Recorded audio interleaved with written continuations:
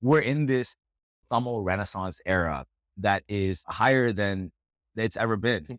Vozhi is a company that integrates real estate entrepreneurship with culture, music, and technology to inspire positive change in the community. I had written poetry just on my own in Tamil that got published in the school yearbook. There was always this fascination that I had towards writing and creating. If you look at the elements of Ghana music, it's literally like hip hop. It's rhythmic, it's storytelling. It talks about successes, oppression. But that was a very, very clear moment for me where I felt like, man, I can't fully express myself in this world that I'm in. And if I have to, then I have to do it secretively. And I was looking at artists that I really looked up to, and they're unapologetically themselves at all times. Of course. And that's what I wanted. Oh shit. This music thing is an extension of my brand. Right. And it just hit me that this guy didn't undervalue me as a real estate entrepreneur just because I made a song. And so that was this like big aha moment where I realized when I'm making music, every time I do that, I'm just casting a wide net. And every time I cast a wide net, there's some opportunity that could present itself with the other stuff I'm doing. Welcome to Harlem. Thank you. First time in Harlem. Yeah. Yes. Well, I mean, more than that, it's really a welcome to New York City and welcome to the first Tamil meetup. Yes. Yeah. Right. Yeah, man. I've been watching what you've been doing over the last few months, just in Seattle online.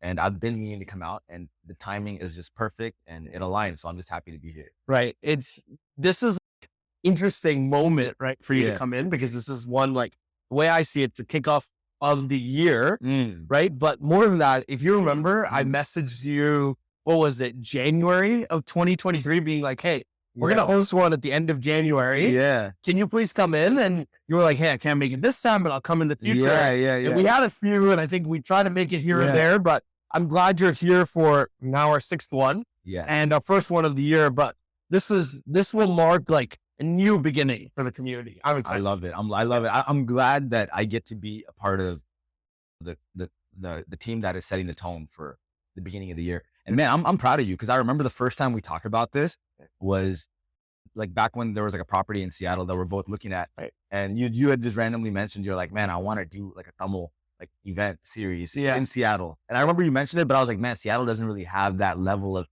community or a level of support. And then I just thought that was that. And then months later, I see you pull up to New York and just take over.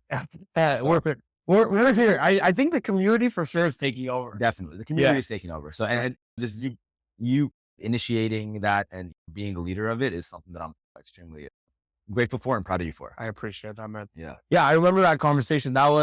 We were looking at a townhouse in Capitol Hill. Yes. Right. And we were like, okay, we were talking about, okay, I was like, you're performing a lot of these awesome performances, Tamil music especially, but wouldn't it be awesome to have Tamil like audiences, like an actual audience, understand what I'm saying and like actually embrace the vibes and relate with me, just because they're also Tamil Americans. Yeah, of course. And I think you're right. Like when I was looking at that in Seattle, I was like, okay, that would be an awesome opportunity to do.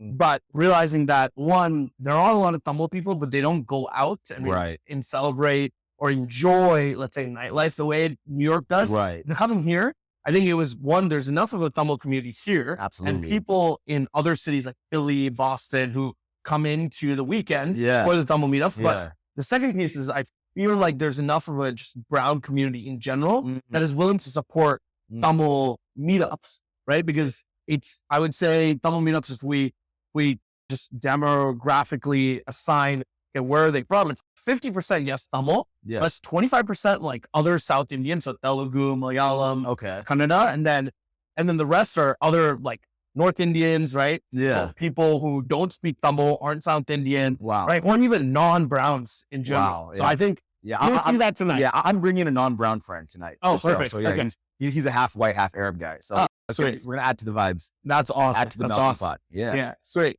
Well, to that point, welcome to the arrambam show. Thank you. I'm blessed to be here. And I'm excited to have you on the first season, as we're specifically focused this season on talking to Tamil creators, specifically musicians and artists like dancers, right? And talking about their story. So I'm excited because you're the first person I saw, right, growing up, doing a lot of this stuff in terms of creating music, especially coming from Seattle. Both of us are from Seattle. So I'm excited to jump into this conversation with you. I love it. I love it. Yeah, man. It's honestly a blessing. And I feel we were speaking about it before the podcast began. We're in this Tamil Renaissance era that is at this point higher than it's ever been. And like, we're at this point where we can just push that momentum forward. Right. So yeah, no, I'm grateful for platforms like this to be able to share my story, of course, and and just talk about the journey. Yeah, I'm excited. That's awesome. Yeah. So let's start, right? Yeah. I think most people on this show who are listening and watching the videos today know who you are, but what I'm curious about is let's hear it from you. Yeah. Who is Vozhi? Yeah.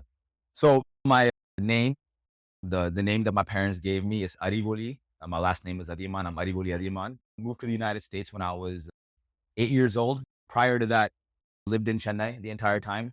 And kind of to set the context, right? It all begins with my paternal grandfather. He is what they call a Tamil Pulavar. And he was like a Tamil teacher for a very long time. And he's been part of various social movements over the years. And one thing that was very particular about him is that he is like the most proud Tamil person that I have ever met in my life. That's amazing. And he made it a point to let, all his kids know, all his grandkids know what Tamil is and why it's an important language and a culture for us to maintain. So that's like the context as to how it began. So my name being Arivoli, like my dad's name being Adiyaman, a lot of my family members, they have Pakka Tamil names, Kavin Moli, Tamil Arasan, Ovia Bharati, Kadiravan. So it's like, he made it so that it begins with our name. And so lived in Chennai for the first 8 years of my life.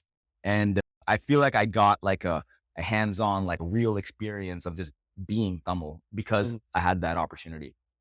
Like during that time, like I got a chance to become fluent and literate in Tamil.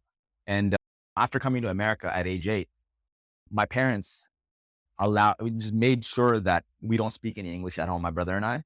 And they made sure that I recite a page of Tamil to them daily for a couple of years. That's amazing. So it was, and then a bunch of Tamil movies, coming up. And then, so over the years, right, I always had this like deep identity for being Tamil.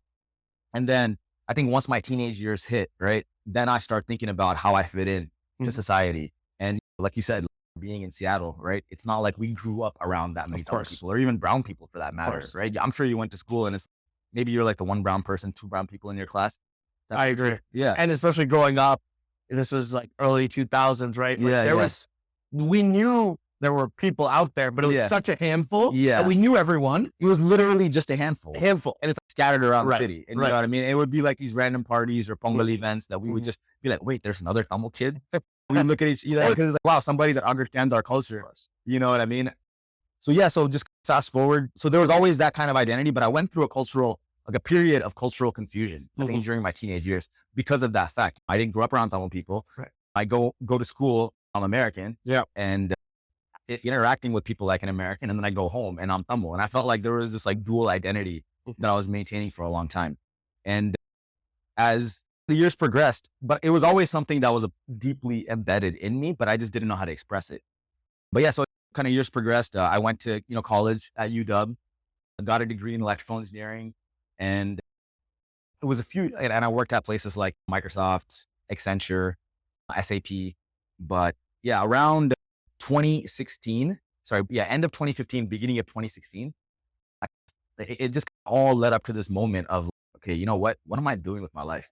I have this job that sure is paying me great. Like I have my loans paid off at this point, but I felt that I wasn't fulfilled in what I wanted to do or in my expression. And I just went through this phase in my life where I just decided I need to change.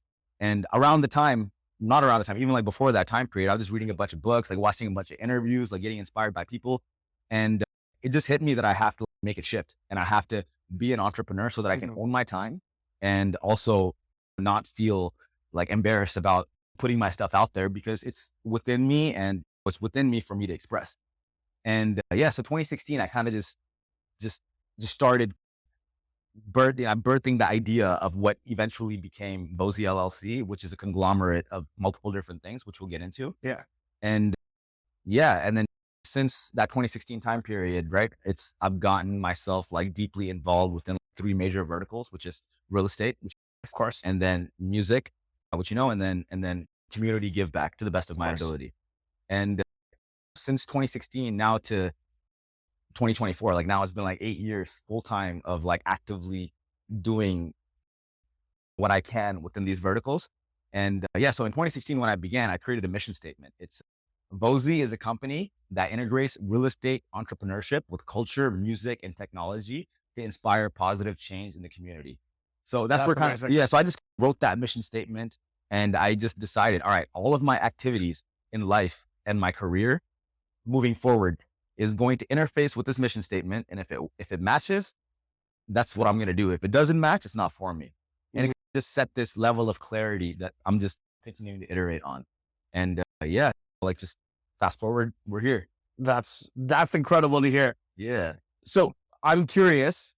So you're a musician, Yes. a real estate agent, Tamilin, also a strong community leader in Seattle, across America in different parts, but also around the world. Yeah. Right.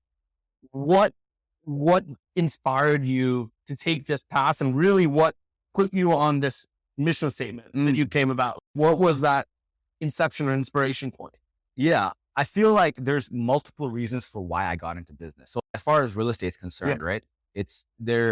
I am a real estate agent, but that came later. My intention was to start off as a real estate investor, and that's what I am. So I started off like flipping property, and then eventually along the lines decided, hey, I can increase my profit margin for the flips that I'm selling if I'm an agent. Yeah. So that was how I became an agent. And then now I'm developing and doing a bunch of things.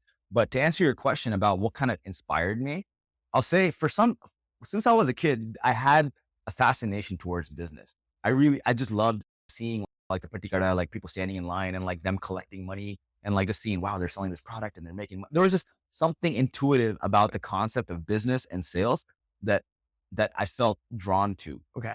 And that was that. And my dad, like one of the reasons he originally came to America, and I remember this because I was 8 years old when I came. He's like, hey, we're gonna go to America. We're gonna work hard and we're gonna start a business. Yeah. And so that was always something that was his dream, right? And I think once we got to America, just given the expenses and like the security of a job, and now him having a family to take care of in America, and just being a first generation immigrant. Yeah, being a first generation immigrant, it's like that risk appetite was limited, understandably. Yeah, you see what I'm saying? Fair. But I mean, eventually he actually got into business, like later on, like he got into like the restaurant business. Right. But that was like after I had gotten into real estate. So there was this natural instinct to get into business, and then this kind of drive that came from my dad that was just always a part of me, right? And so I always knew I wanted to get into business, and then just reading about a bunch of entrepreneurs and things. And then I'll also say, when I first came to America, right, what I actually used to learn English, believe it or not, is through hip hop music. Sweet. You know what I mean? When I got to America, there was just this natural fascination that I had towards hip hop music. And I looked at... Were you exposed to it while you were in India before you moved, or was it once you moved here? Kind of like even like the song like like that type of song, like I just felt like a vibe towards just like the rap beat, just the rap, the beat, the rhythms, like there was just something about it that I just really enjoyed. And then I come to America, and then I learned this is hip hop. Like I just realized it as a kid. And the interesting thing was, some of my favorite artists are entrepreneurs. You know what I mean? Of course, I look at an artist like Jay-Z, for instance, or a bunch of like the East Coast artists that I got drawn to. A big element of their topics involved entrepreneurship and hustling and business. So there was like an influence in that regard. There's the natural instinct to be an entrepreneur that I always had. And then there's my dad's passion and dreams that I felt were not entirely fulfilled in his life. So the conglomerate of all these things led to this point at the end of 2015 where I'm like, I got to do something with my life. Otherwise, I'm just going to be stuck in these golden handcuffs. Right. And that's what my life's going to be. And then just like end of 2015, beginning of 2016, decided to just jump out of the corporate world without really knowing anything. That's okay. Yeah. And then here I am 8 years later, still doing it full time. Incredible. That's incredible. And I feel like that moment and that leap of faith is very hard to take. Yeah. Right. But I'm glad you did it, and you're making clearly the most of it. We're going to get into that. Yeah. I want to hear about all these different adventures you've been on since then. Let's jump into talking about your music. Okay. Right. Because I think what I've seen is you've used, of course, music as a vehicle for everything you've talked about, right? Business, entrepreneurship, but also you just love music. And I've seen that your passion, one, the talent, but also the skill and also the network building that you've done, meeting all these incredible people that I've seen on your story when you were in Chennai, right? So we'll get into all that, but tell me about that. Walk me through what inspired that, because I remember one time when we were talking about this, you were told me you don't have, let's say, a traditional music background. Right. You didn't do Carnatic, you didn't do all the things, right? But like many of us, you listen to hip hop music, Tamil music growing up. So like, what got you into that space? Yeah. So again, it goes back to my grandfather in a lot of ways. He was a poet to begin with, and he just enjoyed writing poetry, and he has published poetry books, right? And growing up, one thing that he would make all the grandkids do, which I hated when I was a kid, but then learned to love it later on, was he would take us to like Tamil Sangams while we're in Tamil, living in Tamil Nadu. Right. And he would just have all his grandkids like recite like a Bharatiyar poem in front of an audience, or like a Bharatidasan poem. Sorry, I didn't actually realize that there's Tamil Sangams in Tamil Nadu. Of course. And they're just like festivals or events. Just like groups that celebrate Tamilness. That's amazing. Okay, because I never lived there, I actually didn't realize that, but it makes sense. Yeah. So there's a bunch of Tamil Sangams like all over, and like their whole goal is to just talk about Tamil literature, what's going on, what's in the Tamil world, and inspire the next generation to be prideful of being Tamil. Right. So to answer your question, so there was always that element of like just reading poetry to an audience that I had been doing since I'm a kid. So there's that element. So I was always drawn towards poetry and that side. And my grandfather writing poetry, right? Even when I was a kid, like 7, 8 years old, I remember like I had written poetry just on my own in Tamil that got published in like the school yearbook and things like that. That's incredible. Yeah. So there was always this fascination that I had towards writing and words and creating. Yeah. So there was always like a fascination that I had towards just creating, writing, whether it's like essays, like just words, like even later on throughout my life, words had been a big part of everything. And then another element that kind of got me into what I'm doing as far as music goes is I was a huge, I think just being Tamil, right? We have Ghana music, which has existed for hundreds of years. And if you look at the elements of Ghana music, right, it's literally like hip hop, right? Yeah. It's rhythmic, it's storytelling. It talks about successes, oppression, whatever you're going through in life. There's rowdy Ghana music, there's like gangster Ghana music. So there's just a whole different like genre that mirrors hip hop that I'm like looking back now and realizing the similarities. Right. So there was that element of it that was really attractive to me.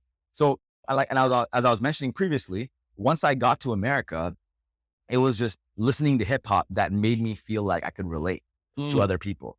And kind of hip hop gave me this sense of confidence because I would notice these artists, right? Just coming to America, you're thinking, okay, they're going to be like this, they're going to treat us differently. And you have all these preconceived notions. Not only is because it's your thought, it's just like it's fed to you, right? So you come to America and then I'm noticing these dark-skinned artists, 50 Cent, just being hella confident in his album, like Get Rich or Die Trying. Yeah. And I'm just like super inspired just watching this guy being like, damn, like he's that level of confidence that he was able to He's just doing him. He's doing enjoying life and being a successful entrepreneur and this and this. So it was just this kind of this fascination to see somebody do that. And to me, that was like a superhero, like not just 50 Cent, but these artists that I really looked up to, them exuding confidence, them being themselves unapologetically inspired me to be the same.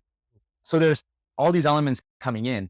And so I'm listening to a bunch of hip hop music as a kid. And then one thing I learned about myself is I'm really good at memorizing lyrics. And I was really good at just rapping along to these artists that I was listening to. Right. Yeah.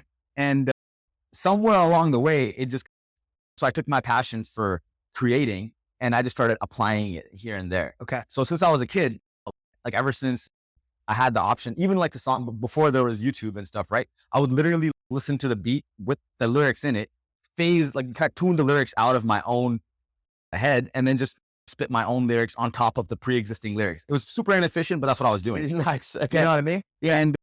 And then once YouTube came out, now I could just start searching instrumentals for specific songs. And then that just opened a whole like wave of just creation for me, that it was just me. And yeah, so once I was in college for the first time, right? Once I got to UW, there's actually a little section within the Odegaard library, which is like a musical studio. So like me and my friends would just like rent that out and just mess around and just make tracks. And I had the opportunity to do some open mics and just express myself and just be an artist that way. And amongst my friend circle, I can sense that, okay, this is something that I'm naturally good at. And I felt that there was this appreciation that I was getting that I didn't expect. But I still didn't make much of it. And I just thought, okay, that's just that, whatever. I have to go find a real job quote unquote, and figure out life, because this isn't sustainable, blah, blah, blah. And but the passion was always there. Like anytime an album or a song dropped from the artist I like, I was like heavily consuming it. Like I'm a hip hop head. I'm like a hip hop nerd. Right. You know what I mean? So it was just, so there was that element of it, which is still existing. And then also my brother, we grew up very similarly, and he beats, and he was in the marching band when he was in high school. And that transitioned into him making beats and him being a producer. So we're having this kind of parallel fascination towards hip hop that was just, and you can riff off of each other. Yeah. So there was a bunch of times where it's just like, it'll just be me and him in the room together, and he's playing me a beat and I'm just rapping along to it, and just, awesome. But it's just fun that him and I are having, not thinking this is going to go anywhere. Of course. Really. Of course. And so just moving forward from it, right? I think around the time I remember this one specific instance when I was at Microsoft, and this must have been like 2014 or 2015, something like that. This is your first job out of college, or? No, my first job out of college was actually at a company called SAP. Oh, okay. There's a subsidiary company called ERP Logic, but they were selling SAP product, and I was a solutions architect. Okay. So that was like my first job out of college. And then I transitioned to Microsoft, and I worked in two separate departments over there, or over a course of 2 years. Yeah. But I remember during my second role at Microsoft specifically, like I was like feeling a little bit more settled in my job, and things were going good. Like at this point, I'm not really doing anything or creating or being like publicly showcasing my music. Sure. But I just happened to write this set of lyrics to this instrumental. And I felt it was pretty good, and I decided to just take a little selfie video of me rapping. Oh, sweet. Okay. So that was just that, right? Yeah. And then it was cool because a bunch of my friends were just commenting. I think I might have gotten like, did you post on like Facebook or Instagram? It was like a Facebook, Instagram. Instagram, you know I mean? Right? Okay. Yeah, and I think it received like 20 likes. I'm like, most people liked it. Awesome. That's so amazing. Feeling hella good about myself. That's awesome. And then I'm thinking, okay, that's that. And then I remember I get to work the next day, right? And I guess I had this like deliverable that I'm supposed to be like working on. And I guess it's due in this couple of days or whatever. And in my mind, I'm like, those two things are unrelated.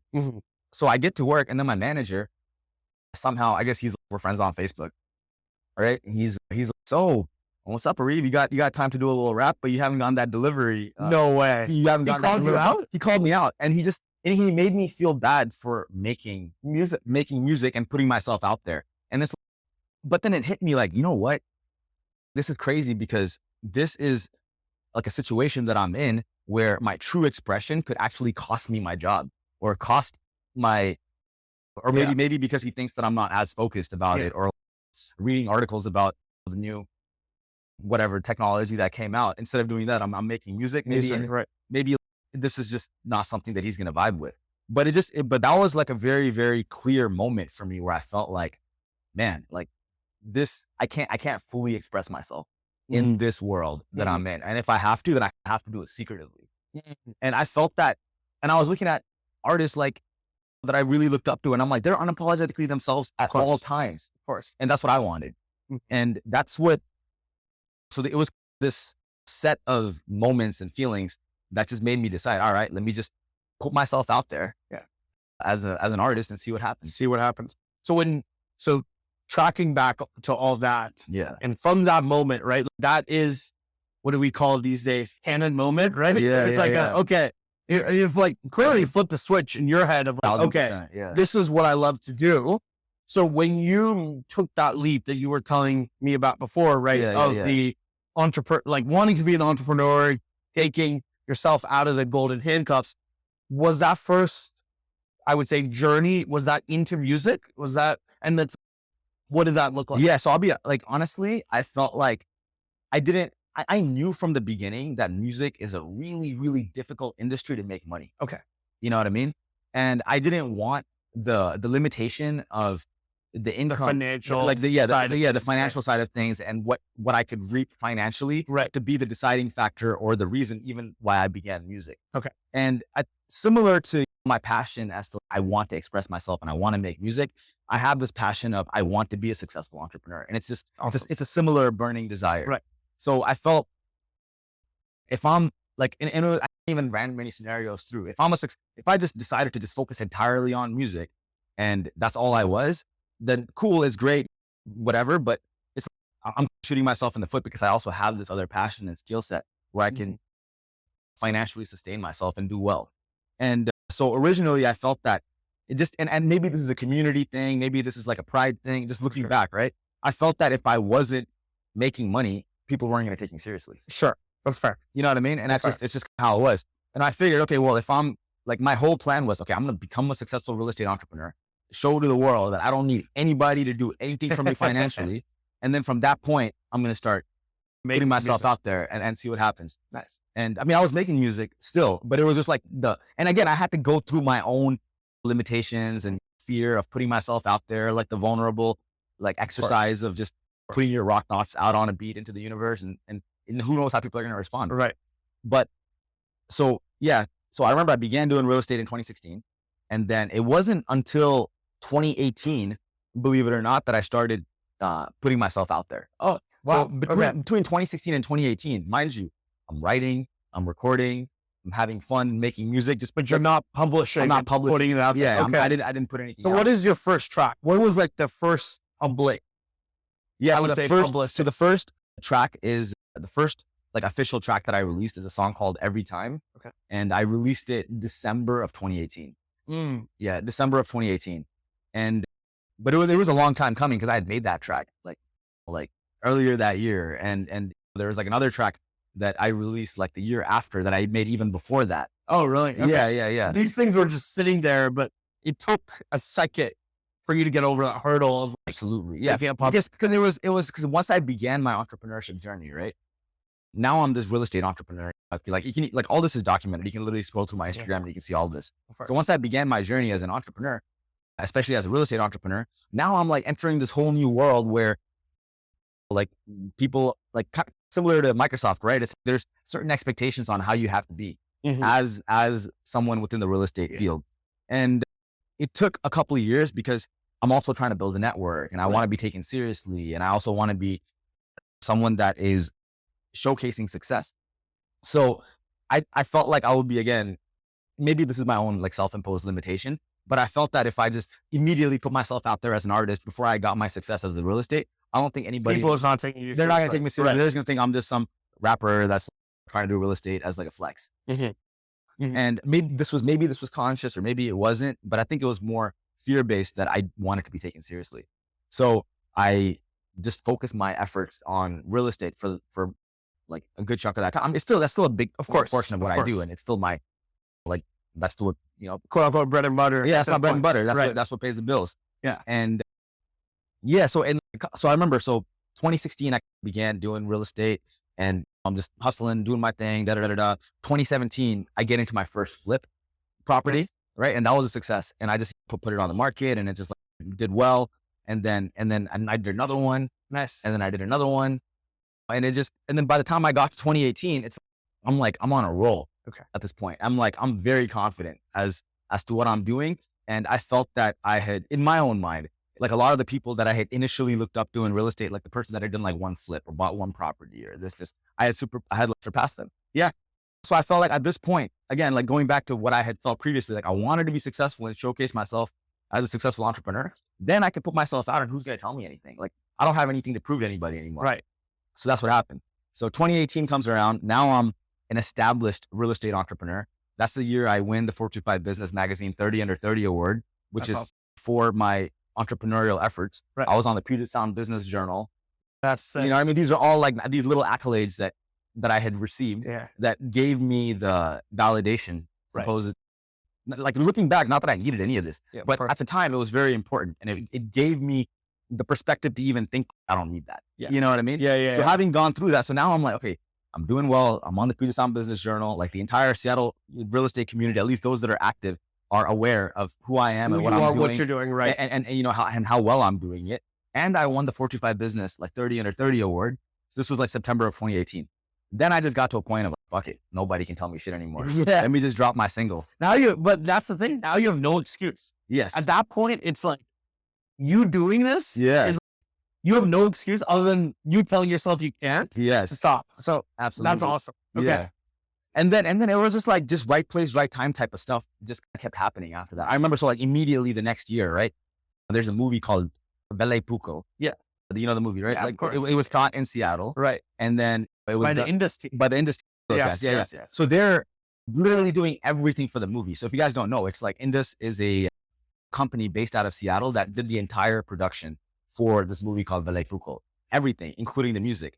And part of their thing was they wanted an American Tamil rapper who understands Seattle and Chennai. Yes. And they were pretty much doing like a global like thing about it. And then someone's like, hey, there's somebody in Seattle that's exactly that. Yeah.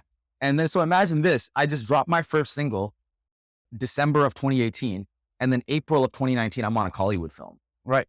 As a rapper. And that's the thing. If you hadn't published it, exactly, then they wouldn't have known. They wouldn't have known. And let's give also, since you gave the context on Indus, let's give context on Vozhi Foucault, right? Yeah. Like this was Vivek's, I think at this point, I mean, R.I.P. Vivek, right? Rest in peace to the legend. It was his last movie where he was the hero. Yes. Right? Yes. This is like the last official movie. And not to say he was like in a lot of movies where he was the hero. Right. But this was like, he wasn't a father figure. Yeah. He was the point of the movie. Absolutely. Incredible movie. It wasn't like, let's say, a comedy movie. No. Right? It was just like a very serious movie. Yeah. But that's the magnitude that this movie was at. Absolutely. And for you to get tapped in, that's incredible. But again, it wouldn't have been possible if you, to your point, put it out there. Yeah. Yeah. No, 1,000%. No, incredible movie, by the way. And Vivek just showcased his tremendous acting skills. If you guys haven't seen it, highly recommend it. Of course. But yeah, no, it was literally just putting myself out there from that moment. And then something interesting started happening, right? So I'm thinking, how is this music related to real estate? People are like starting to get confused. How's he's doing this? He's doing that. Maybe he's just going to spread himself too thin. And then I started hitting myself with all these like self-imposed limitations again. I was like, shit, how am I going to sustain doing all this? And I gained clarity over time, which I'll get into. Yeah. But yeah, so now 2018 comes around. So 2019 comes around and like I've had some success. I know that I already recorded for this Hollywood movie that's about to release. So I'm like, well, shit, let me just keep making more When tracks. did the movie release? It released April of 2019. April of 2019, right? Yeah, April of 2019. Yeah. So I'm just going chronologically. Nice. So interestingly, right? So now I'm like, okay, so now beginning of 2019, I released a couple more singles and I'm doing like a bunch of these like Instagram freestyles just because it's easy for me. Like I have so much content, so many like songs. So I'm just like, let me just start putting them out. Right. And that's what happened. And then interesting, I remember there's one particular moment that happened in the beginning of 2019 that happened many, many, many more times later on where I started making money through music in a completely unorthodox way.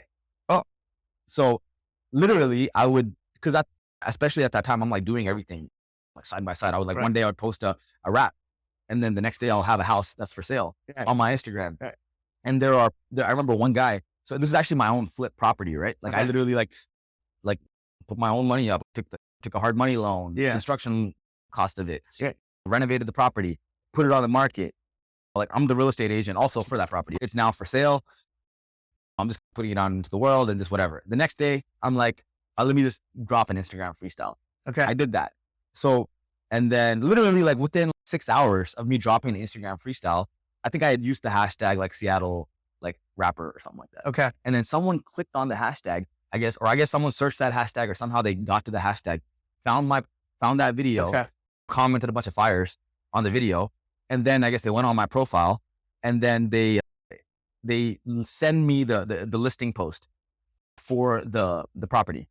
And they're like they DM it to me and they're just like, yo, Vozhi, I love your rap, man. Oh my God, that's so amazing. And also you're a real estate like flipper. That's amazing. Blah, blah, blah. Me and my wife are in the market looking for a property right now. And in fact, we're looking at this very particular street Right. And we were just looking at another open house over there, and this property looks really nice. Like, I'd love to make an offer. In fact, I went to your open house and I didn't know it was your property. Yeah. And then I was like, yeah, And then long story short, we ended up closing with that guy. That's incredible. So it's then I was like, oh shit, this music thing is an extension of my brand. Right. And it just hit me that this guy didn't undervalue me as a real estate entrepreneur just because I made a song. Right. And that was and he actually discovered you because of my music. So I realized the music became an extension of my brand through which someone came in, and then they were able to come into the brand and see the other things that I'm able to do and find value over there as well. Right. And so that was this like big aha moment that I had in 2019 where I realized, oh, wow, this, like when I'm making music, every time I do that, I'm just casting a wide net. Of course. And every time I cast a wide net, maybe there's some sort of opportunity that could present itself with the other stuff I'm doing. Right. Because it's like the music is what gets you discovered. Yeah. When people come to you, they see all the different things that you're bringing to the table. Yeah. And if they're like tap in, they tap in. Now, I mean, similar to how we ended up doing business together. In other ways, right? Yeah. I feel like if I never made music, like maybe I wouldn't have stood out. Right. You know, I think in fact your DM to me, like me, was just like, yo, I love your music. Right. You said that. Yeah. And then we just connected. Yeah. Right? Yeah. And then we got to a house off market. Yeah. Of course. All that. That's crazy. Yeah. It wouldn't have been possible. Yeah. Right. From a perspective of, yes, you were the son of an uncle that I knew, but we had never met growing up. Yeah. Right. And we had never actually interacted until somebody was like, hey, check out his music. I was like, it's dope. Yeah. Realizing you were from Seattle, realizing who you were. And I was like, yo, this is dope. And then what was it? Maybe it was like 6 months to a year later that I was like, well, I'm in the market to buy something. Okay. Who else would I want to go and work with? Yeah. Other than you, who I already know and see and trust in some implicit regard. Yeah. There. See, and that's literally this is a case study example of, I guess, the like where this unorthodox kind of intersection happens. Mm-hmm. And I realized, so when that first moment happened in 2019, then I realized, okay, now I have no excuse not to put myself out there and make music. And it's like, I don't care what other people understand about what I'm doing. Maybe someone else is like, oh, what's he doing? Like, how's music and this all kind of interacting and working together. But then over the years, I started continuing to be successful in real estate. And I mean, it's still like a big passion. Right. I don't think it'll ever go away. And then I just kept putting myself out there, and here we are. In fact, I feel like, but throughout the years, if I'm like honestly like looking back, I feel like I have been successful in the real estate landscape in many different ways, and in the music landscape, I've been very successful according to my own metrics, in many different ways. But as looking forward into the future, I am even more ambitious towards my musical endeavors. That's amazing. Given that this journey has continued to validate itself. Right. Yeah. Because it's helped in some sense be the flywheel for the real estate, which was what you were doing, I would say, like you said, bread and butter financially. Absolutely, yeah. But now, I mean, I would love to learn more and would love for you to share if it's public, right? Yeah.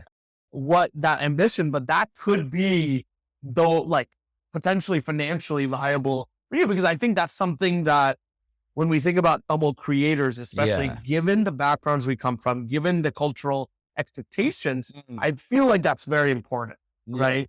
For musicians or creators in general. Yeah. So let's definitely get into that. One last piece that I wanted to build into and talk about, right, was what you said of, okay, social media worked as a discovery platform through your music, come to your real estate. But I think you've done intentionally or unintentionally so much more than that, right? So if any of you go to your Instagram page, it's Vozhi and then it's Tamil.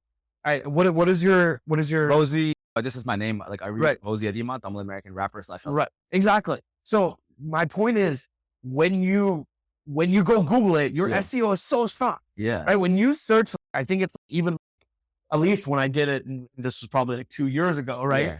Tamil rapper or like Tamil American musician, Yeah. you would usually be the first result. Yeah, I am. Right? What was the thinking? Was that just like natural, or was that like intentional, you wanting to build into that? Man, it's actually, believe it or not, I didn't intend for it. Okay. It just so happened over the years. Really? Okay. Yeah. Like I said, going back to our initial topic about being a proud Tamil person, Yeah. I looked at it like Tamil is the oldest spoken language on the planet. Yeah. You know what I mean? With archaeological evidence. So that's something I was extremely proud of. And then I'm also American. You know what I mean? Like, you take away my Tamil, if I'm just around a bunch of white people or black people or Asian people or Mexican people in America, I'm fitting in. Yeah. I'm American. Yeah. So America is also the newest brand / culture in the world. Yeah.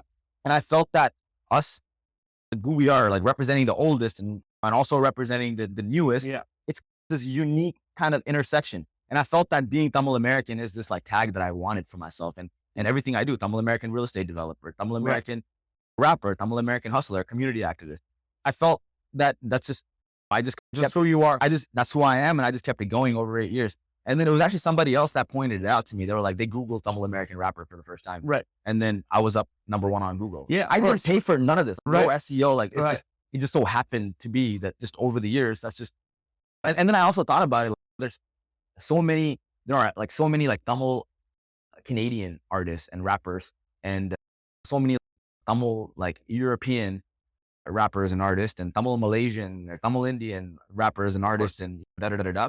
But then when it came to Tamil American identity, right? I felt like Tamil American entrepreneur or Tamil American rapper or this. I feel like Or real estate mogul or real estate investor, real estate agent, none of that, right? None of that was there. So I just wanted to, I didn't realize at the time, but I wanted to like at least be that, because that's who I am. Right. But I didn't think it would actually turn into. And you were being authentically yourself. Yeah. Right. I had no idea that it would turn. And even if someone actually like told me later too, and then I actually like verified this, if you Google like Tamil American real estate, or literally I come up #1. Yeah. Which is crazy. I believe it.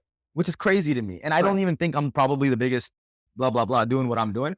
But just in terms of, I guess, the consistency of what I've done and what I've posted and what I've shown to the world, it's putting me there. Yeah. And and I feel like there's more to it that I have yet to fully extract and leverage out of that.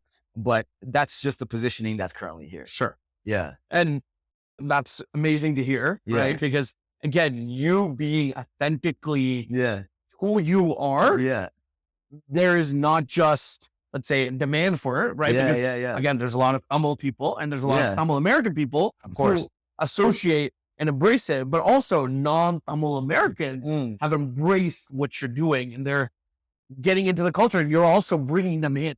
Totally. Music and different things. Totally. And I always say this, right? It's and a lot of if you're my friend and you're a non-Tamil person, you know what Tamil is. That's just how it is. And I take that as like a part of me. I'm happy to educate. I'm happy to let people know what Tamil is. I'm happy to share my culture with folks. So I take it upon myself that if you're a friend of mine, you know what Tamil is. Right. And if you don't, I didn't do a good enough job explaining to you yet. That's amazing. So I just take that perspective very seriously. And however it exponentiates, that's the goal. But to your point though, it was just crazy. Literally just like, it's interesting you're talking about this, because just yesterday, somebody hit me up, like this guy named Aravind, shout out Aravind. I haven't met him yet. Right. Okay. And it's funny because he had like a 972 number, which is a Dallas phone number. Oh, okay. And this is immediately after coming back from Houston. Okay. So I'm thinking, okay, maybe someone made a reference to some Dallas guy or whatever. And then he just calls me and he's just, hey, I'm in the market looking for a house. Nice. Like, I would love to use you, da, da, da, da, da. And I'm like, and we're just like, I didn't even ask him like how he found me. We're just talking. And at the end, I was curious. I'm like, hey, by the way, how did you come across me? Were you at the wedding? Yeah. And he's like, what wedding? And I was like, oh, never mind. I just thought like a random Houston or a random Texas number is calling me while I'm in New York. I just figured it must have been because I was in Texas. You were in Texas for a week. Yeah. For a week. So I just thought, okay. And then he's like, no, I'm someone from Dallas that just recently moved to Seattle. Okay. And I just Googled Tamil agent in Seattle or Tamil real estate agent in Seattle. And you're the first one. I'm the first one that came up. And then he went on my profile and then he saw all the stuff I do. And he's like, and then he told me, by the way, I love your music. That's amazing. And it's like, wow. It's so validating. The flywheels are real. Yeah. It's very real. Like, and it's if I can actually count the amount of opportunities that I received specifically because of music, the wins are unorthodox, but they're wins nonetheless. Of course. Yeah, of course. And I think again, it's this mentality of putting yourself out there. Yeah. If you hadn't, you wouldn't be getting these calls, right? You wouldn't be getting these potential, I mean, not to say not in a crazy way, but a life-changing opportunities in different regards. You wouldn't be getting those. And so I'm excited that you're doing that. And it's similar to this tech terminology, right? It's the whole build in public for startups, right? Absolutely. Which Twitter, TikTok, Instagram have really made it easy to build in quote unquote public. And for people who aren't just following you, random people who are interested in what you're doing, they can discover, right? Absolutely. Like Twitter and Instagram and TikTok have become these powerful discovery platforms. And so I'm excited that you're like, not only have you leveraged it, but I'm sure that there's going to be continuing to be a lot of leverage coming from this brand that you're creating. No, and look, there's 100 million Tamil people globally. Right. 100 million of us. There's more Tamil people on the planet than Italians. Really? Okay. I did not know that. Yeah, it's a stat. So and then considering the fact that there's a good chunk of this 100 million that lives outside the motherland, right? Whether it's like just like Elam or Tamil Nadu, right? It's like, there is a bunch of us that are very, very culturally strong, also financially strong, and we are deeply just prideful of who we are. So I feel, we spoke about it before, we're in this Tamil Renaissance era right now that is only going to keep increasing. Right. And I'm just grateful to be a small part of it. That's amazing. In whatever way I can. That's amazing. And then, to that point you mentioned about building in public, I just wanted to make this one point. That was actually like one of my biggest like lessons early on. I actually was listening to Naval Ravikant on, you know who that is, right? Naval Ravikant. I was listening to him on Tim Ferriss, like the Tim Ferriss show, like a while ago. Probably one of those OG episodes. It was one of those OG. It was like 2015 episodes, right? 2014, 2015 episodes. And I was like deep into that show. And one thing Naval said in that episode is, before he began his entrepreneurship journey, he just told all his friends that he's going to quit his job and be an entrepreneur. He had no idea what he was going to do, but he just put that like pressure on himself. And he had to figure it out. Now he had to, like, public. Now it's public. Now he told everybody. Right. Now he's either I figure this out or I'm a failure. Right. And I think a lot of people would not put that type of pressure on themselves because it's hard. Scary. It's hard. It's scary. You don't want to fail publicly. Of course. And but I took that, and there was like a spark that went off. Like, hey, you know what? For me to actually begin doing what I'm doing, I have to quit and just put myself out there. Of course. And that's what happened. I mean, it's a good and bad thing, right? The more pressure you put on yourself, the more responsibility you put on yourself, it forces you to put yourself into one, environments, two, mentalities, and three, just mindsets that you curate and bring into yourself that force, in many cases, are just positive. So even if it doesn't get you to the goal, you're better off than without it. 100%, 100%. And I'm not recommending this for people. It's like you have to know yourself and understand like what you're gonna mentally feel comfortable with. But for me, I knew that I wouldn't jump out and like just try to grow wings if I didn't actually jump and tell people that I'm gonna do it. Like if I didn't tell people, hey, I'm gonna jump, I don't think I would have jumped. Sure. That's fair. Yeah. That's fair. And I'm glad you did that. Yeah. Right. Okay. Let's jump into where you're at with your music career right now and where it's going. And one of the big things I've heard from you many times is, I mean, especially everything you've been doing in the last year has been pretty pivotal. And I feel like one of those pivotal moments was a few of the collaborations you had with Tamil artists from Chennai, but also your trip to Chennai. So can you talk us through what all of that was? What is that looking like? Yeah. So basically over this time period, that beginning in 2016, doing what I'm doing, especially like started getting heavier into it 2018 onward. I think with there's 100 million Tamil people, but then I feel like the Tamil creator community globally is pretty small still. Very small. And there are few people that have captured a good market share of that, but still the creator community is pretty small. And one thing that kind of happened during this time was the creator community started tapping into what I'm doing. And I think just given that I have this unorthodox brand, I think a lot of them were just intrigued, I would assume, just by what I'm doing. So I got you're not just a musician, you're a real estate guy. You're not just a real estate guy. You're also a musician. Great. So I think there's just this, what is this? So I think a lot of people just had curiosity, started tapping into what I'm doing. And one of those people is Hip Hop Tamila, for instance, right? And him and I actually originally randomly met. Like, he was like one of the chief guests at a Fetna event. Oh, okay. In 2018, which I happened to go to in Dallas. And It was just FEDNA national events. Yeah, FEDNA, yeah. The Federation of Tamils in North America. I think that's what it's called. And he was one of the chief guests at the event.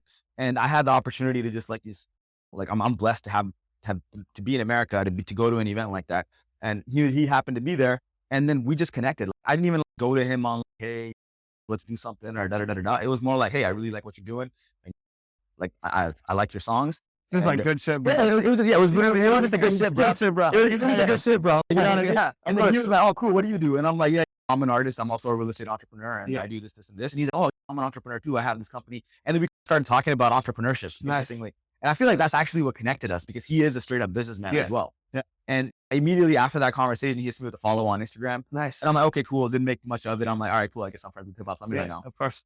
And then he started watching what I'm doing on my stories and my posts, and he started engaging with me, and we started building a relationship over time. And that was one of the artists. But then there's other artists as well that I started building a relationship with.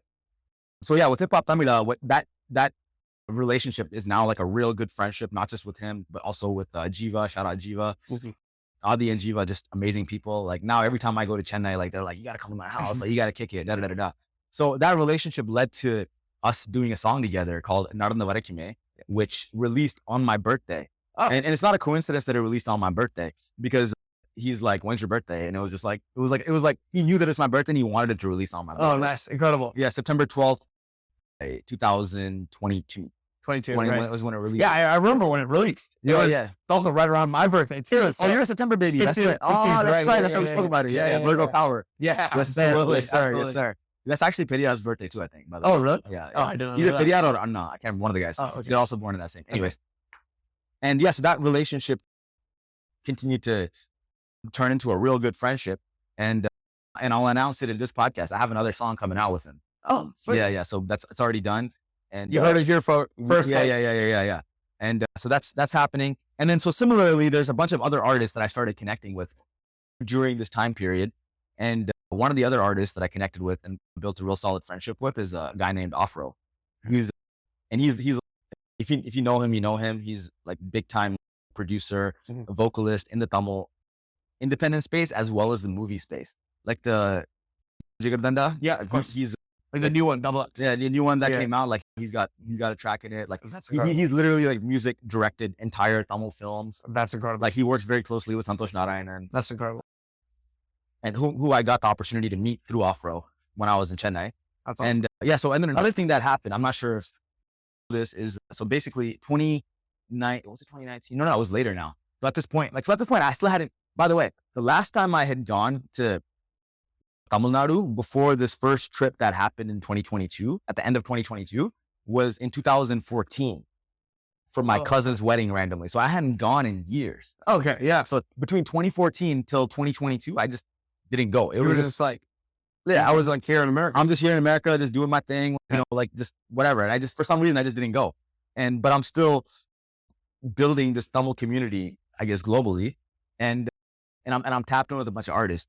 So basically, 2021 comes around. Was it 20? Yeah. So 2021 comes around, and then I get in touch with Afro, and him and I were just like hella cool, like just talking a bunch, like calling each other, just like he's putting me on game with what's happening like locally over there, and just able to articulate it to me in a way that I understand. And we're building this relationship. And then he introduced me to this, like, his artist that he's working with. That's part of his label called Acticulture. Okay. And his name is Asal Kolar. That's insane. Okay. So basically, and so I'm meeting Asal Kolar. This is before Asal Kolar. This is before Asal Kolar is Asal Kolar. Yeah. Asal, we meet up and he's just like, oh, no, you're doing this. And we're vibing. So basically, I just get into a conversation with Asal, and then they showed me the song Jotala. And no way. Yeah. No way. Yeah. So this before it was released. Yeah. Wow. Okay. I think it was like literally a week before, like it's about to release. So I heard it and I'm just like, wow, this track is phenomenal. Right. Track releases, and I think it builds a little bit of a buzz within the Chennai community. And at that time, it hadn't become the Jortala we know of today. So it was like a little bit of a buzz in the Tamil community. I remember that song had maybe like 500 listens on Spotify or something like that, right? And then I'm just like, bro, like I remember. So I'm like in touch with Asal now, and like, he's not like famous or anything. You know what I mean? He's just a talented artist that I got. He's a great guy. He's just like doing great music, right? Yeah, and then we actually had, similar to what you and I are talking about before he blew up, we just had a whole conversation about Tamil culture and his story and this, and this. And then I'm telling him, I'm like, bro, you got to make a music video for that song. Right. It's amazing. Yeah. And then he's like, yeah, I would, but you know, funds are a little tight. Like, I'm trying to figure it out, And he didn't even ask me or anything, right? And I was just like, okay, well, how much would it be to do that? And then he gave me a number, which made sense to me. Yeah. And I was like, hey, you know what? I believe in the song. I believe in you. Here you go. No way. I did not know this. Yeah. No, is this public? Not in a bad way. Is this public? Yeah. I mean, if you go on the Jotale video, you go to the end, you see Vozhi like at the bottom left. Damn, I did not know this. Yeah. So executive producer for Jotale, I take credit. Yo, yeah, that's sick. Yeah, that's insane. Yeah. Okay. Yeah.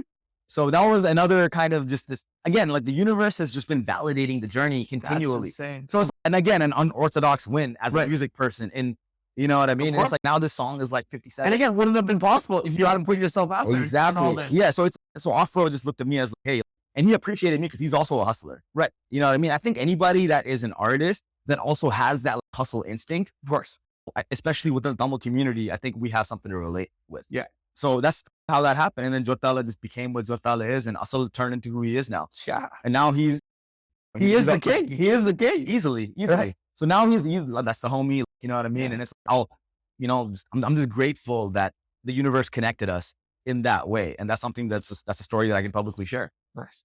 So that's another thing that happened. And then I met a whole bunch of other artists just through. So now Asal is who he is, and Afro is who he is. Afro is also the producer. He made the beat for Jotale. Oh, so wow.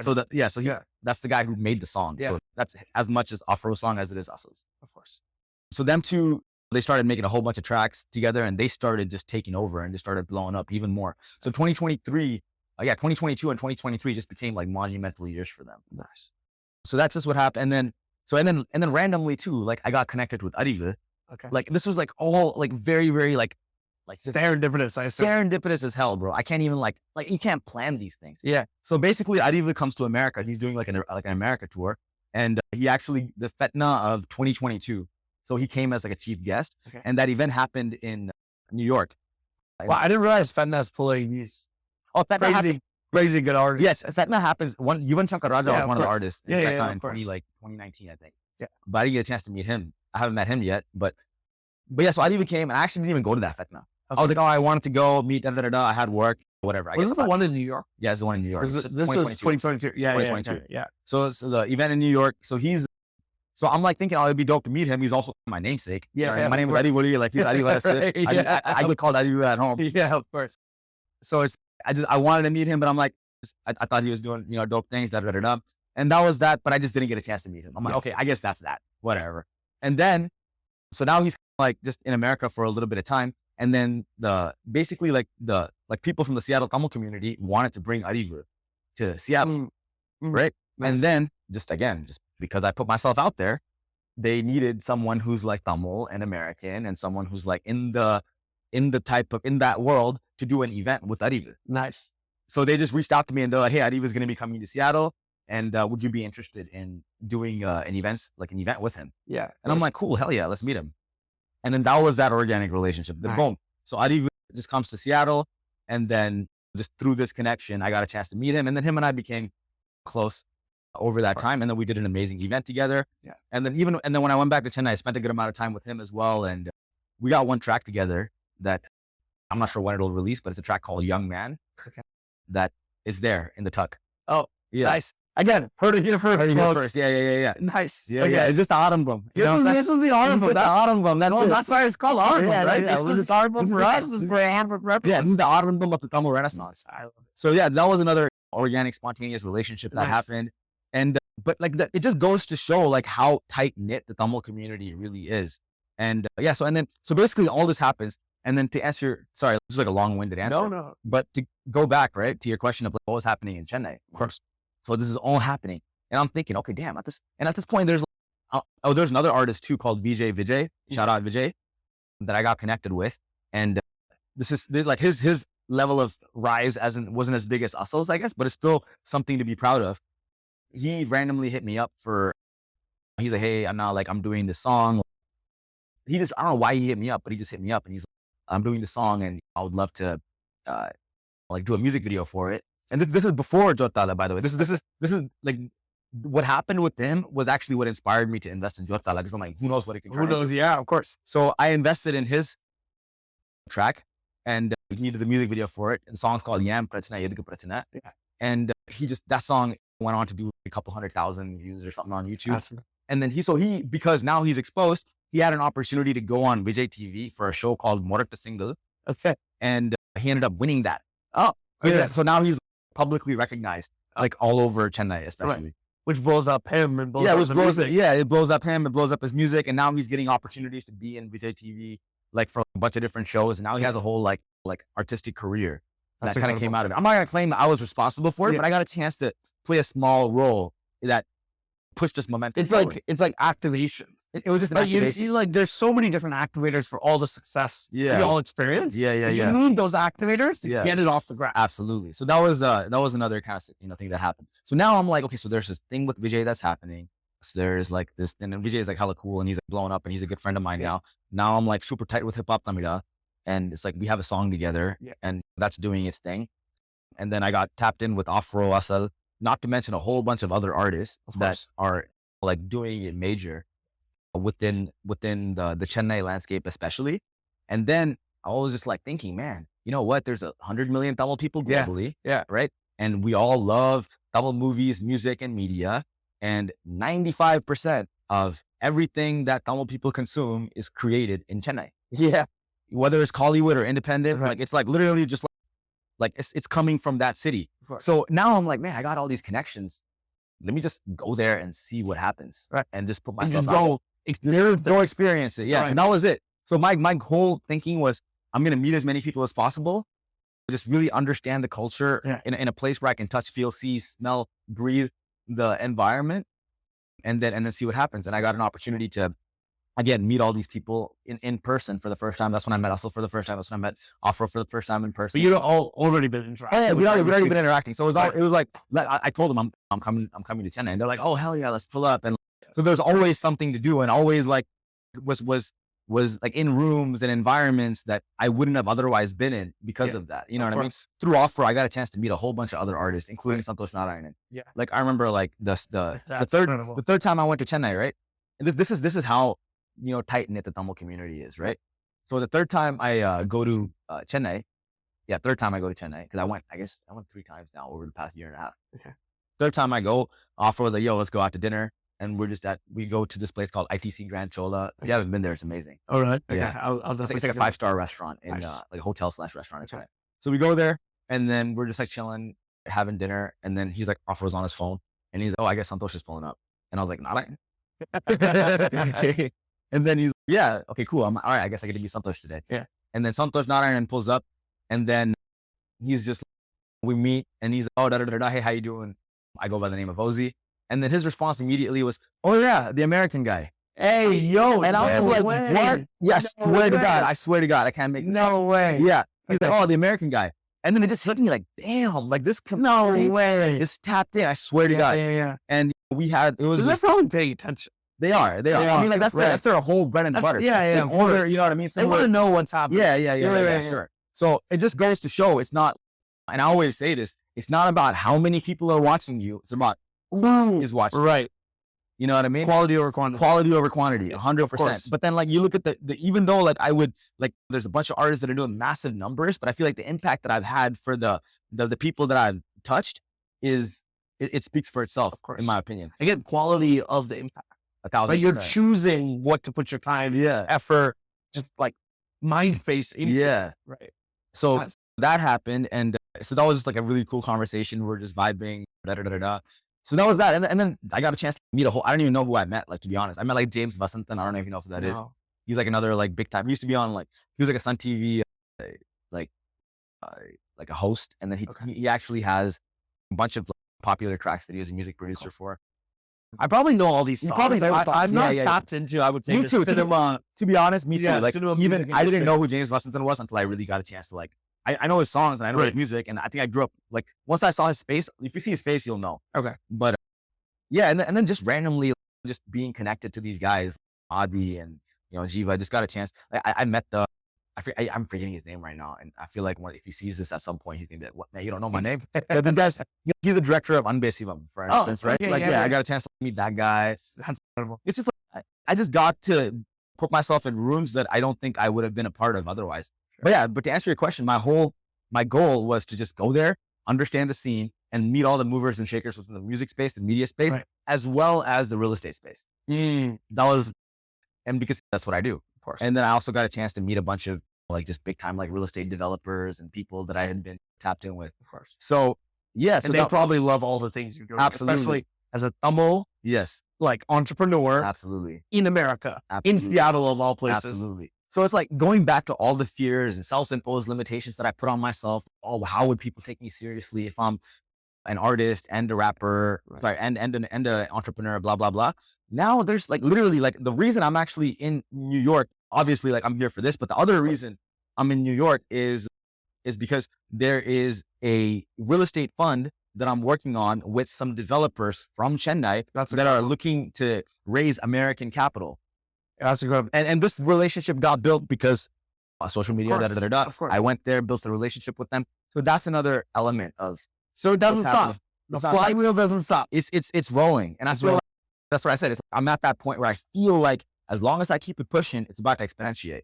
And I've been putting in the groundwork for it to just go from like negative to just like parallel to linear. And now I feel like maybe it's starting to feel like, not just with me, I think within the general Tamil community, we're at this inflection point of it taking off.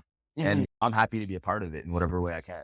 That's awesome. That's awesome. And that's great to hear, because this is something I wanted to get in and I was going to ask you about, right? Is like, how do we continue to help inspire more Tamil creators, right? Because the story that I've talked to, and people will hear this throughout the different episodes of the show, right?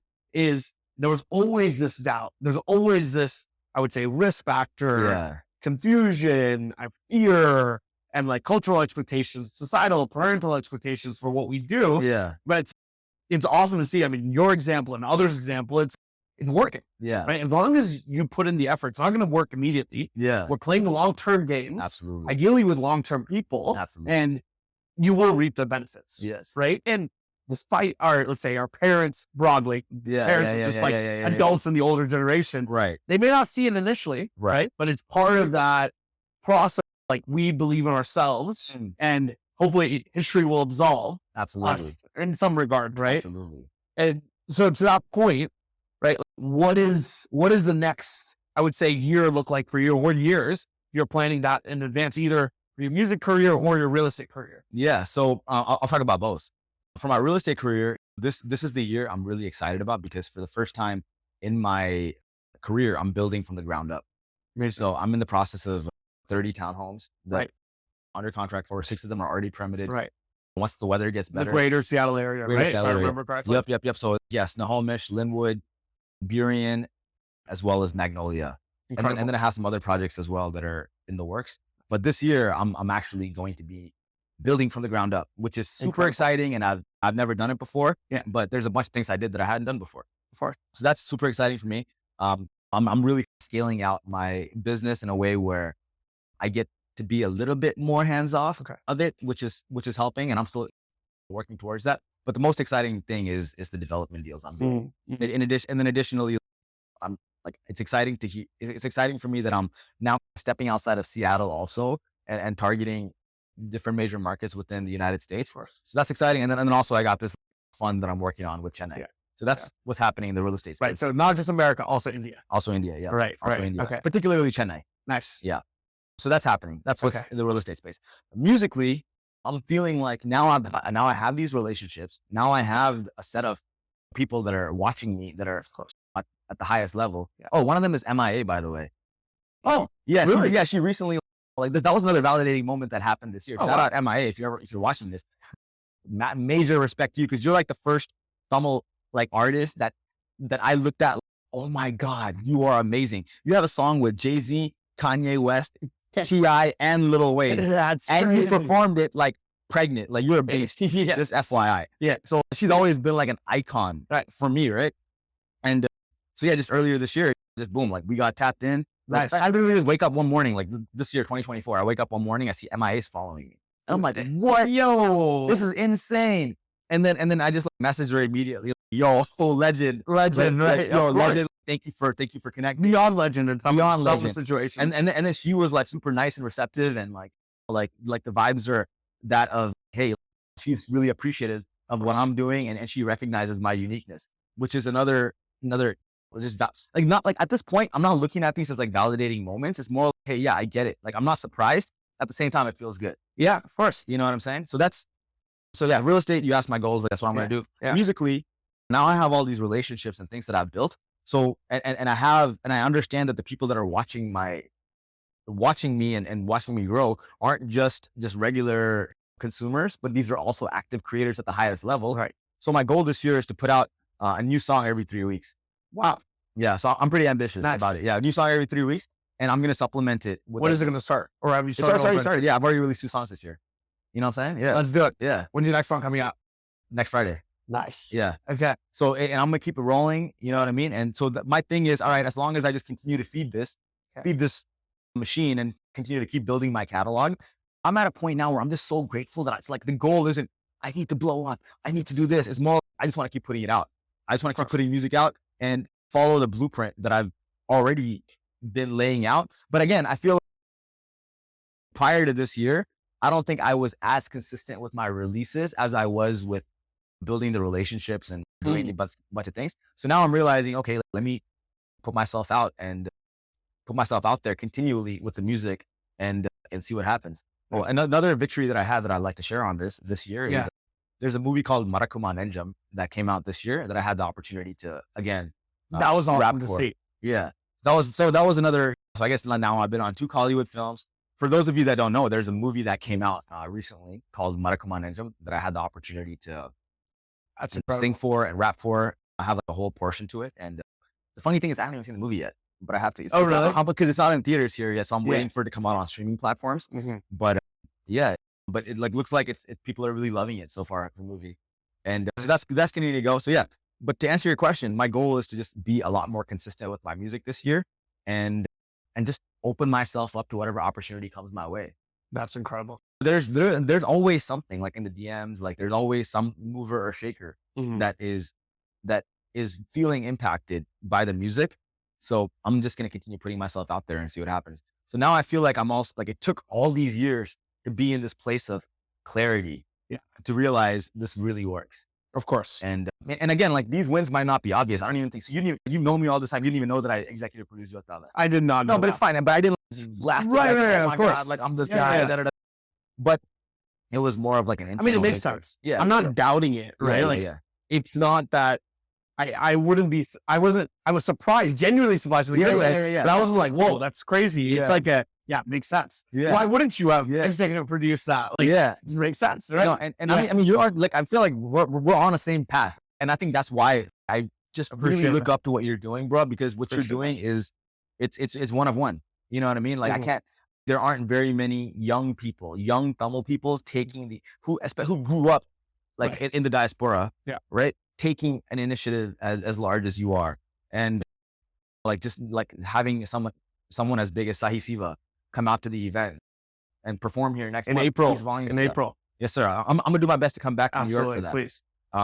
So yeah, man. So that's the goal this year, is to just keep putting out my music a lot more than I ever have. And then, I feel confident that my real estate business is continuing to do well. So I'm just enjoying the ride. That's amazing. Yeah. That's amazing. But first off, gotta say, thank you for the kind words. Yeah. Right. I think it's like people like yourself doing what you're doing. Right. And like I mentioned, you're the first person I knew, right? In some sense, not just growing up, but just in general, I saw, okay, you're doing this. Another individual who's on this season, right? Dr. Shremix, I told him this too. He was one of the first people that I saw, the Tamil DJ playing Tamil music at round parties, right? Yeah. These like people have inspired me and others that is possible. Absolutely. Right? Like that. Yes. If I enjoy it, if other people like us enjoy it, then we need things like arrambam, like we've done, right? Third spaces need to exist where we can celebrate the culture, music, dance, whatever it may be. and being able to bring them together. So thank you for doing that, right? Because like you're saying, right, all those different activation moments that you've done, right, are helping not just Thumbos in America, but also Thumbos around the world. But I think those, like you putting out the songs, right, every 3 weeks, I'm just excited to see what that flywheel goes to. Yeah. Right? But then the other thing to say, right, is the whole point of, again, doing this podcast, which we've talked about a few weeks back, and I'm glad you're in town and we were recording, or this would have been a virtual recording, right? Is it was always, of course, like this past year with arrambam was, okay, can our community bring the community, ourselves together to celebrate Tamil culture, enjoy Tamil music, right? But now going in is continue to do that, right? With special experiences, as I like to think of them, right? Events, right? In terms of meetup that we're going to tonight, where you're going to be like a special performance, I'm right? grateful. Thank you for the opportunity. It's going to be incredible, but also Sai Shiva, but also it's more than that, right? Can we create a digital third space for creators to share their story, like on this podcast? I know there's going to be a more incredible, I'm just excited, right? More incredible ways that we're going to start to share more about the Tamil creators, because it's in some regard like the creations that bring people together, which helps build a community. So it all goes hand in hand, right? 1000%. The mission here is, can we build the Tamil community? But the only way we do that is by activators like yourself, giving us reasons in some sense to come together. Yeah, no, I feel that 100%. This just reminded me of something that I wrote pretty recently. I haven't even recorded it yet. I just feel like what I said in that song was 100 million Tamil makkal scattered in the உலகுல 100 million மக்கள் and 100 million உறவுகள் 100 million market மச்சி பொழைக்கலாம்டா பொழப்புல. Yeah, that's good. You know what I'm saying? I mean, it's true. There's literally that many of us ready to consume it. Like 100 million மக்கள்னா பொழைக்கலாம். Like 100 million மக்கள் இருக்காங்க, 100 million உறவுகள் இருக்கு நம்மளுக்கு. Of course. 100 million உறவுகள் தான் நம்ம பொழைக்கலாம் பொழப்புல. Of course. That's it. You're right. Yeah, you know what I mean? So this is like, but what you, to your point though, it's I consider you a major activator in the community, right? It requires these activators to really just spark the fuse for the rest of the community. Yeah. And I think you leading the initiative, at least in this regard, it's gonna have crazy effects. Yeah, no, I'm excited. I mean, to that point, it's not just me. Oh no, the team, but it's really the community, right? This wouldn't have become a thing if people didn't decide to come in and embrace all the events and really give a space for artists like yourself to come in and just be like, feel welcome to do what they're doing. Absolutely. Right? No, and there's no artist without an audience. Of course. You know what I mean? Otherwise it's just someone just enjoying the art for themselves. Yeah, of course. Yeah. Of course. So to that point, I know we have a lot to talk about, and we could continue talking about more. But we're given the interest of, we're recording this for everyone's reference right before the 6th meetup. Yes, sir. Because we're about to head out to see Vozhi perform along with Margib and Sahan, or SV Beats, sorry. Margib and SV Beats perform as well. And we're just going to be blasting Tamil music all night long. Before we go into a few final questions, one last major topic I want to touch on, because I think it's just relevant to everything we're talking about, but then a few rapid fire questions to end things off. So last major question, right, is let's just talk about Tamil creators, right?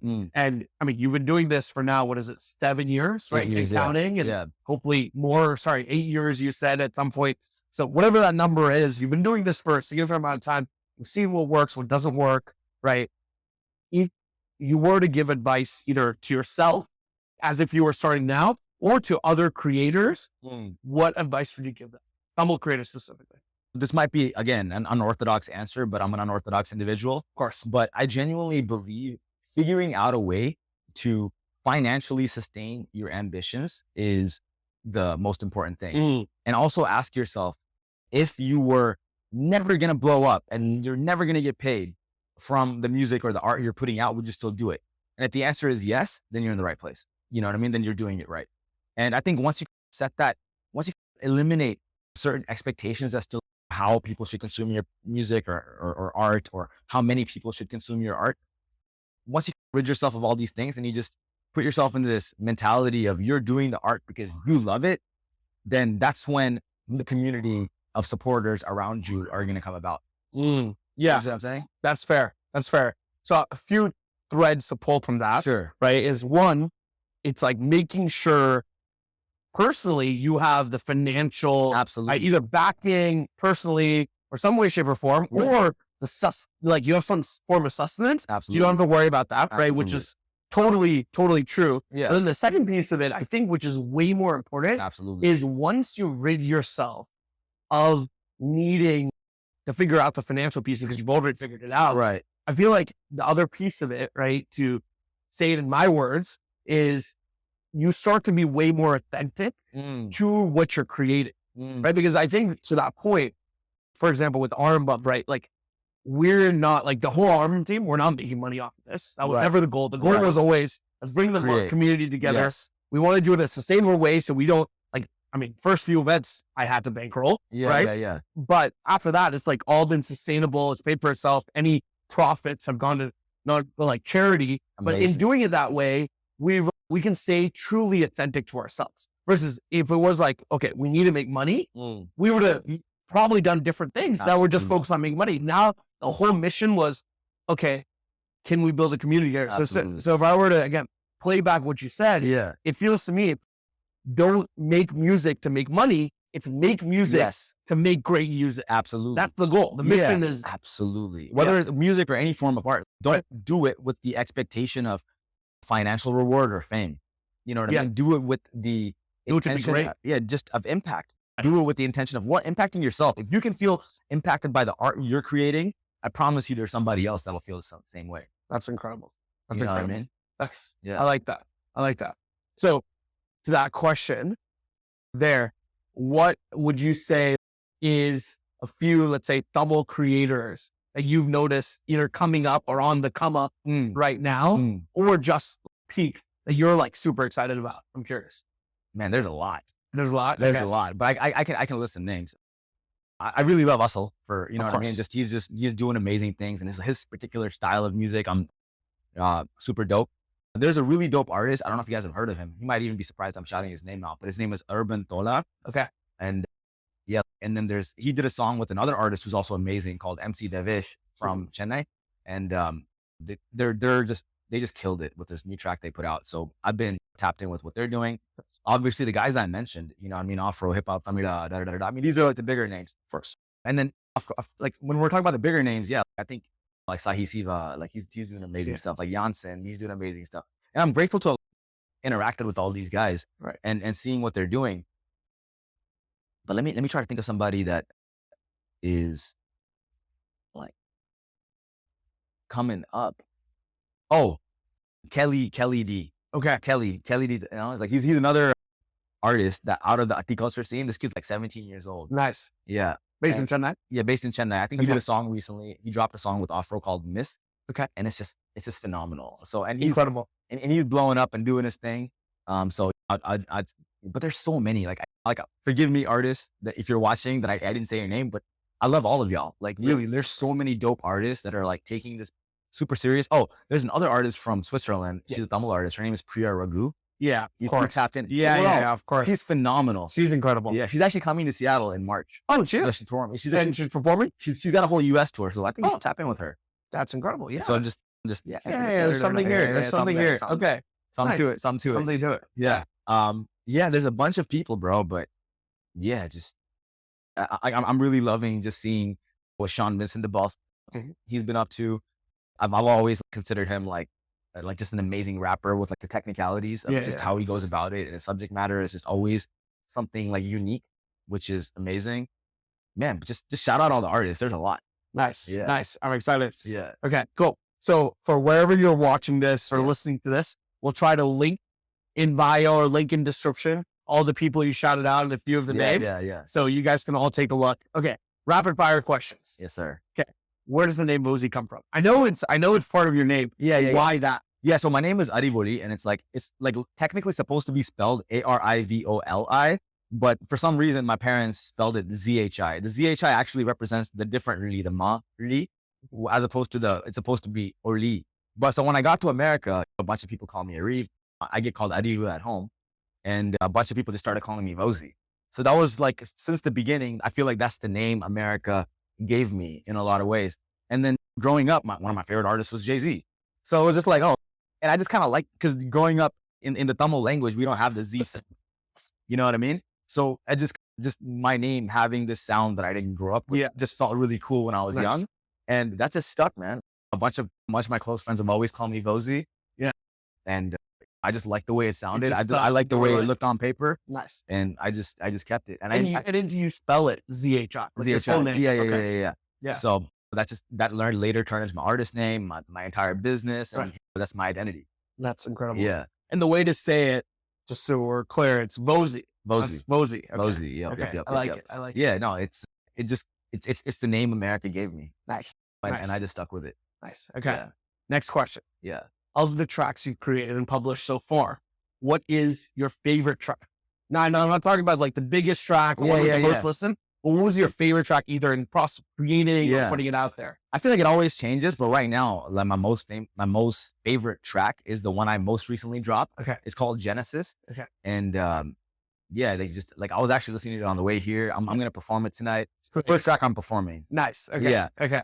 So yeah, that's my favorite track. Okay. So far that I've done. So far, and hopefully good goes that way. I'm hoping that my favorite track is always gonna be the most. Right. Yeah. But I have a bunch of tracks that I'm actually gonna be doing a bunch of unreleased stuff tonight. But there's a bunch of tracks that are like, that I really, really love that I haven't released yet. That I'm excited to just hear how the audience responds to. Yeah, of course. Yeah. Again, not heard here first, but heard later tonight. First. Yeah. I'm excited. I'm excited. And then the last one is, since you referenced Tim Ferriss, when I asked you this question, if you listen to him, you probably have, one of his rapid fire questions is, if you could put anything on a billboard that, let's say, 1 million people a day see, what would you put? At Vozhi. At Vozhi? No, I was kidding. I like it. That's just the art, the branding, marketing, and music. There's many people saying, well, shit, go look it up. Maybe some business opportunities. But if I'm like being honest, and it's if I want to put a message out, like the question is more intentional with a message, of course. It would be something that, like, I would, like, it was actually like a quote that I heard and really internalized, and it changed my life. It's, you would care a lot less what other people think about you if you realize how seldom they do. You know what I mean? I think a lot of our fears are not self-imposed, but it's externally imposed. But it's self-imposed because we're thinking that it's other people are thinking this, and this. But then the moment you realize, like, people have their own lives to live.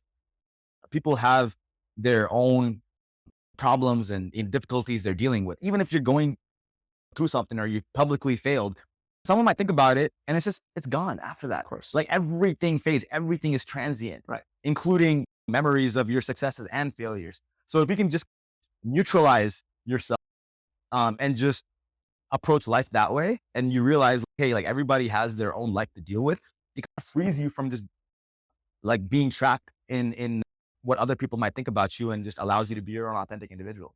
I like it. Yeah. I like it. Yeah. Right. It's everything as a theme throughout the whole story that you shared today, right? Is like the whole, like, okay, am I putting myself out there? Yeah. And it was always like, okay, what would people think? But eventually you did, and you stopped caring about what people think, and you're here now. Yeah. Doing what you're doing. Absolutely. That's incredible, man. Yeah. Awesome. I'm amped. This was an awesome episode, of course. Growing. And I'm excited for the later half of the rest of the night, right? Sir. With what's about to incur, which is 900 people hit going. 900? Yeah, 900. We're at 900. Oh my God. On the event page. The venue's big enough. The venue is big enough. Yeah, I mean, not everyone's going to come at the same time. Still, that's insane. It's going to be probably like 500. Yeah, that's insane. Yeah, I mean, that's insane. It'll be my first time performing in New York City, really. Yeah. And it's also my first time performing in front of a large Tamil audience in America, believe it or not. Right. Which is crazy. And you performed a lot of Tamil songs. Just not in front of Tamil audience. Yeah, just in Seattle, I'll do a bunch of shows, but it just ends up, maybe there's scattered Tamil people here and there, but it's never like this. So I'm grateful for the opportunity, man. Yeah, it'll be fun. It'll be fun. I'm amped. So everyone will see it. Actually, everyone will see the results of tonight before this podcast gets published in a few weeks. Absolutely. But I'm amped, and this is going to be fun. Any final parting words to the audience before we take part? So I just want to say, we're Tamil. There's a lot of us globally, and there's a lot more that unites us than separates us. And culture is a big part of that reason that unites us. So let's stay proud of who we are. Let's support the artists. Let's support the activators within the community, and let's stay proud to be Tamil. Awesome. Thank you for that message. With that, we'll wrap and we'll see you guys next time. Cheers. Thanks.